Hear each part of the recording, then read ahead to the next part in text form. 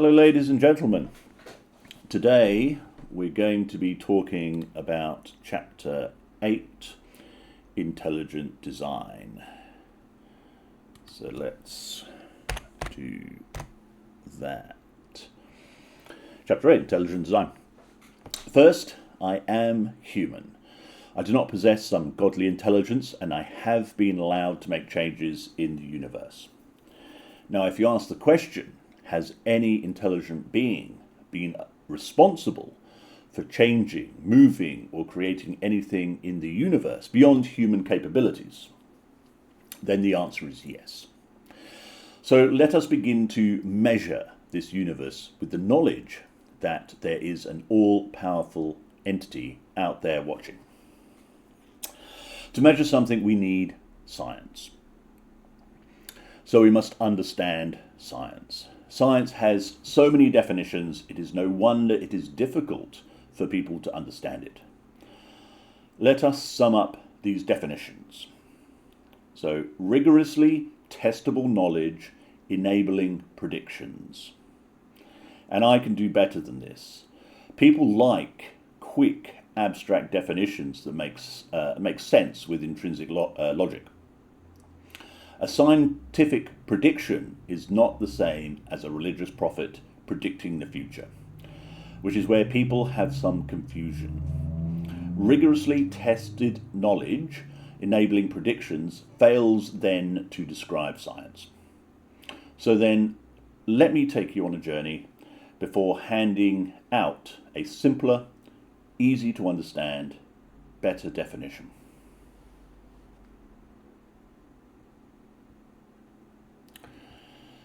Science. In the old days, there were philosophers and philosophy, which means there were many great thinkers. They could have been religious or not. Either way, they were great thinkers, considered as wise men or wise women. When a person asked them a question, then asked another great thinker the same question, they always received two different answers. And this confused the people and they complained. How can every question have two different answers? So all the great thinkers got together, metaphorically speaking. That is, over time, the same issue persisted until they decided that perhaps some questions could have one answer, the same answer. And so the people were pleased. No matter which scholar they approached with the questions, or with these questions, the answer was the same. These scholars became known as scientists. And so science was born. Let's look at this from another perspective. Time and space have an impact on this discussion, since the universe cannot be separated from it. If we say time is irrelevant and we remove it, then no time, no change. Space and time are intertwined, so no space-time, then no change. So is change a part of science? And then by extension, does the scientific method measure change? Space and time are relevant to all answers in the universe in some way. So how does it affect this answer? Science definition. We are trying to find things within this universe's space-time that do not change, or where deductive reasoning meets inductive reasoning, where a priori meets a posteriori, tongue twisters, posteriori, in a sense where derived mathematics of the universe from time zero meets empirical evidence at space-time X. Now, before you start thinking too tangentially, To have free will and freedom in a deterministic system, you must introduce chaotic elements at different levels of effects. Combined, the universe would behave in a chaotic manner, as to make it difficult to deduce the determinism except in local groups.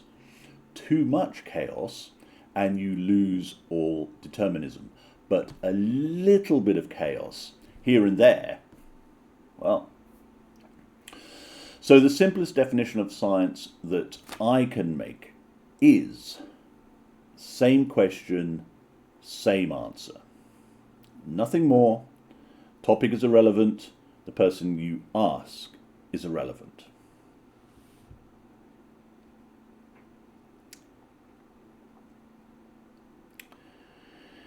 Can or should we break science down? 1. That there exist fundamental, unchanging truths in our universe. That there, at the beginning of time, there at the beginning of time, there to the end of time, everywhere. If everywhere is every space-time, then we have to use concepts such as local space-time to signify we are breaking space-time up into groups to see what effect this has on science, if any.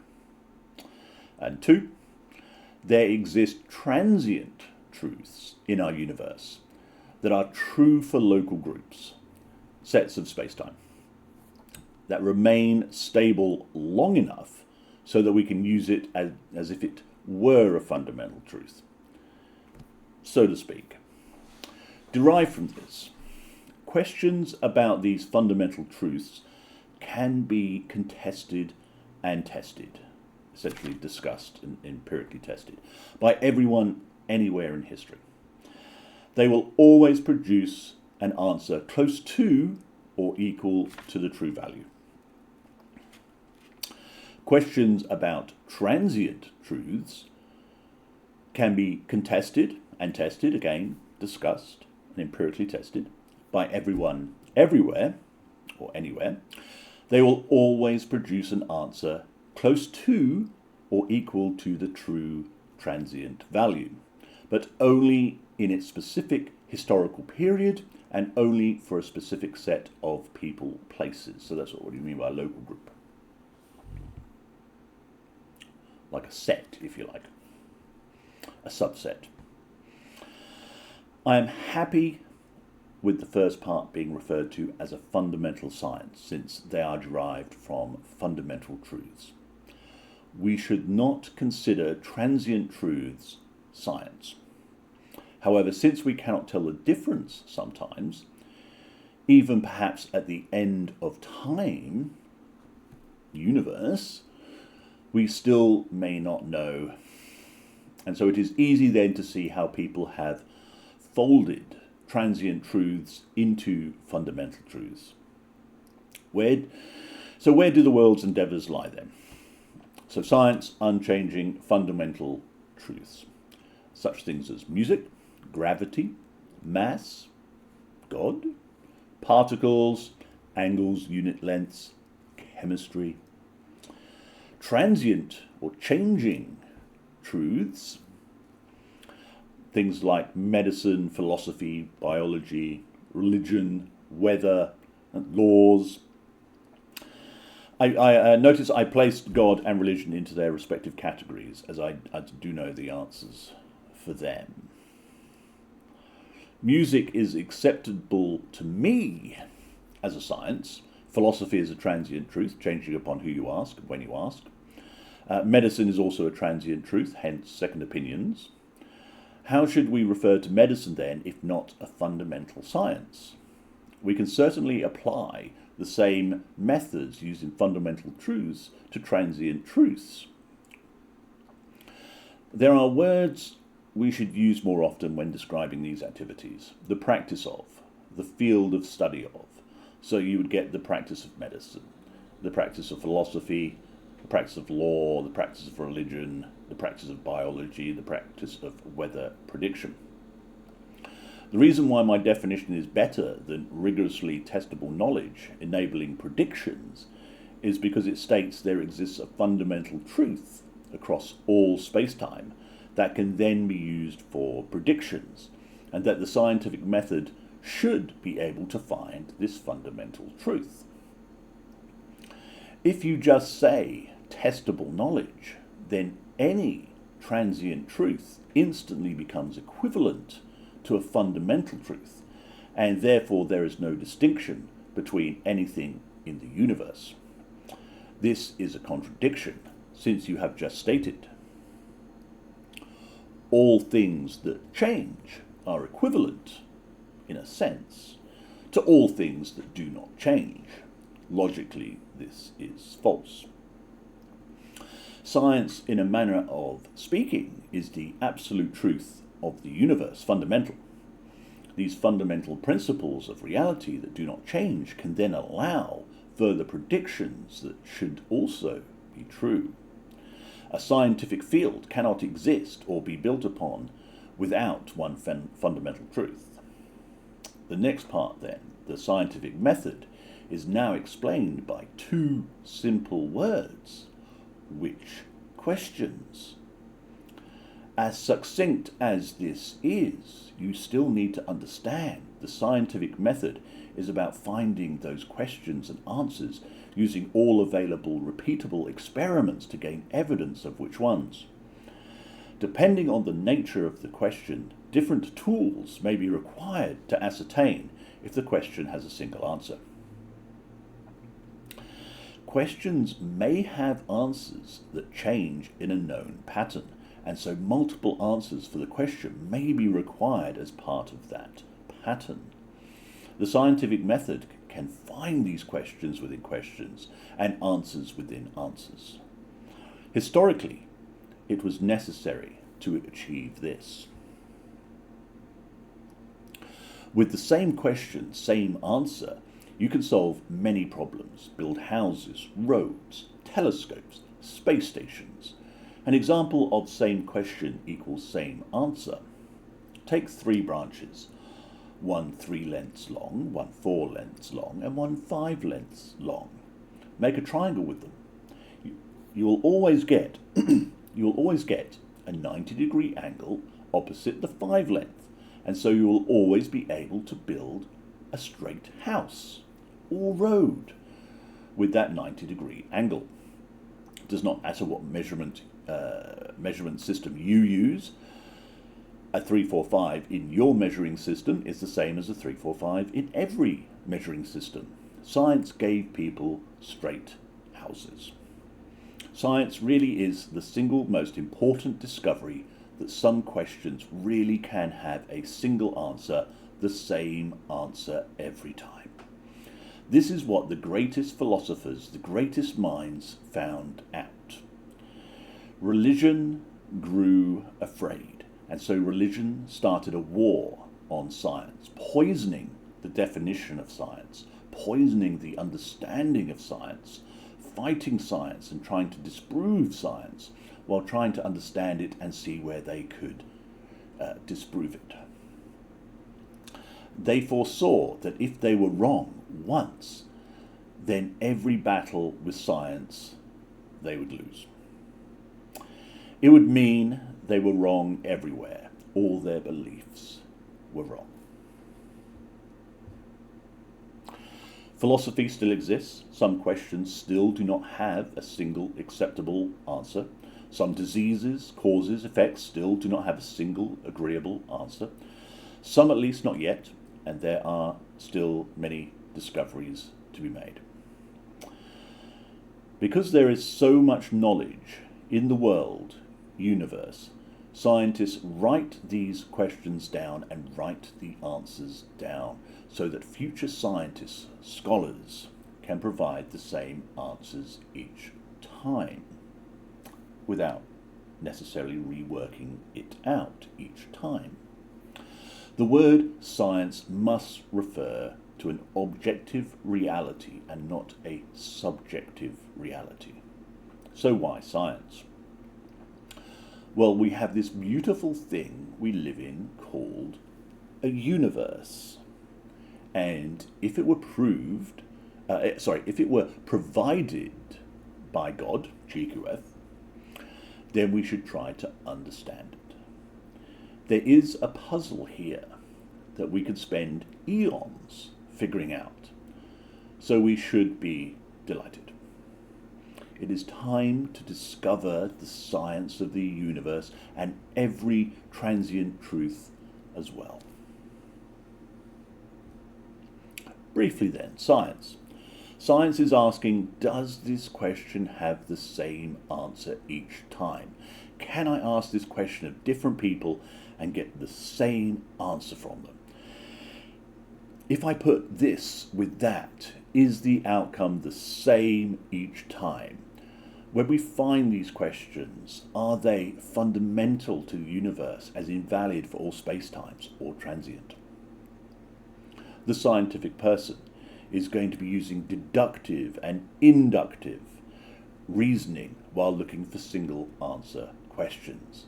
So deductive reasoning is obviously the a priori, the mathematics, and then moving forward, and the inductive reasoning is empirical evidence testing. So the scientific hypothesis is, I have a question of reality. Does it work like this? The scientific method allows you to examine this hypothesis, the question, take samples, measurements, tests, study it repeatedly, to see if the question has the same answer each time. If some of the question answers remain the same each time, then you have at least got some of the original question answer left that is useful. The theoretical scientist wishes to explore beyond the confines of current knowledge into concepts and thought experiments that can bring additional knowledge in for testing. So yes, science really will allow people to explore the universe, find out those questions. Only some questions will have the same answer each time. This is great, because if you find those questions that have those single answers, then you can build on them. This is how you can build on them and make predictions, you see. So a fundamental truth will you're going to be able to build fundamental things from it, fundamental predictions, or at least predictions, and some of them will be true. And those ones that you're testing, that's going to be a fundamental point, answer, that you're building fundamental things that you can trust. Now, when you find a transient question, this means it's only applicable, could be only applicable for a certain area in space-time, or if you like to think of it more physically, certain people. So when you give medication, some people are allergic to that medication, and some people aren't, so allergic and aren't. That's a transient truth, that you can give this medication to these people, but you cannot give it to these people. So it's true for some and not true for others. So you have these sort of transient truths, but some of them are useful. Some of these transient truths are useful, and you could build on it. Yes, you could actually save some of these people because they can all take that medication. We have to make another medication for these other people, but for the moment, it works. This medication works for these people. Now, human evolution means that people are going to change. So, at some point, maybe in the future, the medication that did work for people now doesn't. So you have to have a different medication. And so that's the transient truth. In this part of history, this worked for these people, but now it doesn't. We now have to use this to work for those people. So it's a transient truth. And transient truths, obviously very, very, very, very, very great. But whether we should think of it as science, it's certainly not a fundamental science. These are transient truths. So, let's consider them as fields of study, the practice of. Thank you for your time.